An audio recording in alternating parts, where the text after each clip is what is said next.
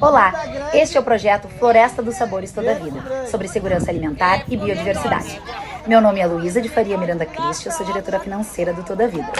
Desde 2011, o Toda a Vida trabalha para conectar a sociedade e preservação ambiental. E hoje trazemos uma iniciativa transformadora para a escola Raul Pila. A nossa iniciativa e a nossa metodologia. Nosso objetivo é criar um sistema integrado de regeneração e produção de alimentos e conservação. Vamos implementar uma microfloresta urbana com o método Miyawaki, com um plantio de 300 mudas nativas frutíferas, que cresce 10 vezes mais rápido e tem 100 vezes mais biodiversidade que o plantio comum, cercada por uma horta comunitária, tudo com irrigação artificial e automática. É a tecnologia a serviço da natureza, transformando a escola em um laboratório vivo.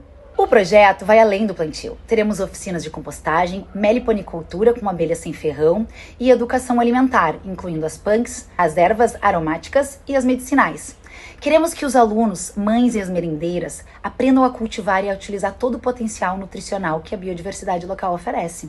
Com isso, reduzimos as ilhas de calor, melhoramos a merenda escolar e formamos cidadãos conscientes. Mais que um projeto, é uma prática de autocuidado e resiliência coletiva.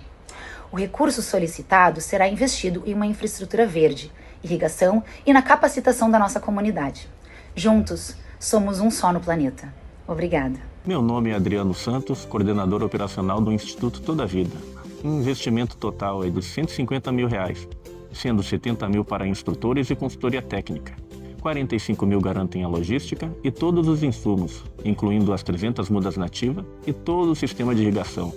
30 mil reais são destinados à gestão administrativa e o monitoramento mensal, assegurando a transparência dos relatórios em campo. E os 5 mil reais restantes cobrem a comunicação e os materiais de mobilização. Recursos esses planejados para um futuro sustentável.